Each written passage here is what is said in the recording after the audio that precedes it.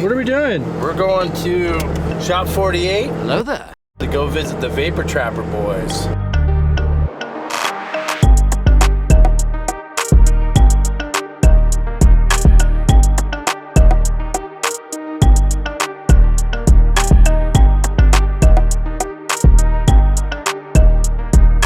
Here we are at CPR, installed the Shop 48 Vapor Trapper. Install them on most of our customer cars. They work great, we love them. So we've got some hoses, some clamps, miscellaneous things. This is what we're gonna need to install. So we generally recommend kind of 8-inch, 10-inch increase in height so that when the fuel sloshes, it doesn't get trapped underneath like this. So we like to raise it up. For this, it was kind of hard because there's not a lot of room up here. So what we're gonna do, we're gonna bring it out to the side and we're gonna run it up the wheel well and then back down and then hopefully mount our Vapor Trapper right out here on the frame. We've got some pipe clamps, belt clamps that we think might fit, and we're gonna get started. Here is where our vent comes out of the fuel tank, just right in there. So I'm just gonna take that into my hose. I'm just gonna squeeze that right on there. Give it a little twist. Perfect. So ultimately, we need to raise this thing up. We don't want any kind of drop P-trap here in the line.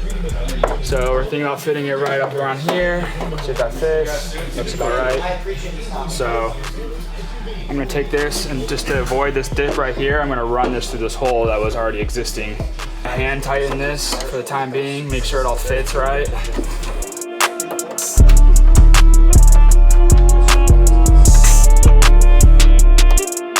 And right here, we got 2 existing holes in the frame. I'm thinking right there is where we're gonna mount our Vapor Trapper, just right up right here. Actually, gonna go ahead and put these fittings on first.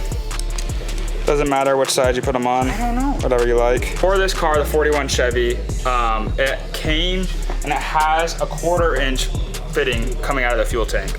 So for that reason, we're using a 1/4 inch hose, another 1/4 inch fitting coming into the Vapor Trapper for the 6AN.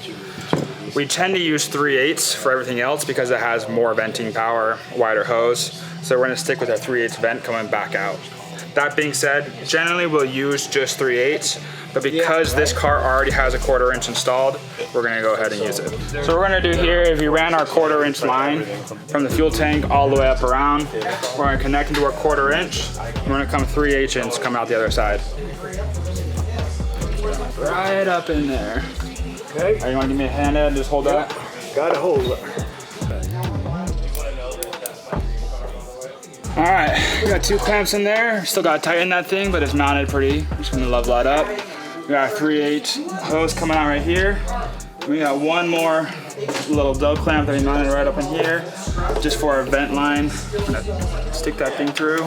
Because we're using a fuel cell, not a factory application, the fuel cell will vent just straight to atmosphere.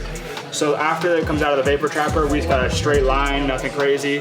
That just vents straight out back into the air. So just on a holistic approach, basically what we got here is our fuel cell. It goes up, it goes down, it sloshes around, but the fuel of the air is gonna come up through the line all the way, dude. It's not gonna get caught anywhere. It's got free airflow to our Vapor Trapper, which is gonna suck out all the carbon and all the gas fumes, but allowing the air to pass through and then vent straight back into the atmosphere with clean, breathable air. So what we're gonna do next, we're just gonna go up, make sure everything looks right. Everything looks good, we got no kinks in the hose, everything's mounted good. We're gonna go through and tighten all our bolts and we're done.